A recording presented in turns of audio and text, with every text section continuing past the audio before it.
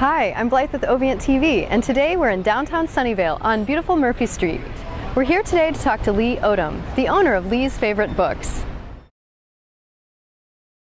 Today we're going to talk to Leigh about her process of buying books and what it's like to run and operate her own bookstore. What do bookstore owners do all day? Most people think that bookstore owners sit around and read all day, and as much as I love books, we're usually busy organizing them, filing them, helping customers find books, so we don't get a lot of time to sit around and read. What is your process for buying used books? Customers come in with their books that they've read already, and they come in and trade them in. I go through them and look and pick out the ones that I think we can use in the store. The ones we can't use I give back to them, but the ones I think will sell in our store I give them store credit for, and they can buy a new book with that credit. How do you know what books to sell in your store?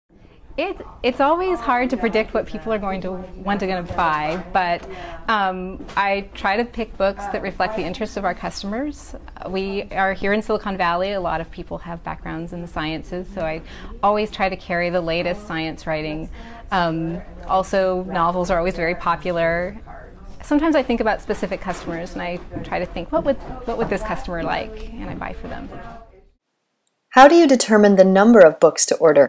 I check to see how many books we've sold to this author in the past, and I gauge my ordering based on that. Sometimes it's just a gamble. Who do you buy your books from? There are a few large book distributors, and they distribute most of the books, even to large chains, actually.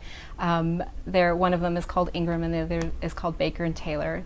It makes, I guess, ordering through them allows us to order one book here and there from different publishers, so you don't have to order in bulk from one particular publisher. Sometimes we do order directly from writers if they've self-published a book, though. Yeah. Do you carry books by local authors? I try to carry books by local authors. If a customer comes in and says that they've published a book and they live in Sunnyvale, my belief is that if you live in Sunnyvale, you should have your book carried in the local bookstore. What goes on behind the scenes at a bookstore? Well, there's a lot of inventory management. We spend a lot of time stocking our shelves, making sure our physical inventory matches our inventory in our database. How have ebooks affected your business? We're constantly aware of the fact that people can go out and buy a book as an ebook. We do try to add value. We have helpful employees in the store. We try to create a really nice place to browse for books. We also sell products that aren't books. We sell gifts and we sell greeting cards. So if we do lose some sales to ebooks, we've also gained sales from greeting cards and gifts. So, yeah. Has showrooming affected your business? Yes, showrooming is a problem. My hopes are that if someone comes into my store and they get helpful customer service, they might see something that they really just can't live without that moment, and they'll buy something from us.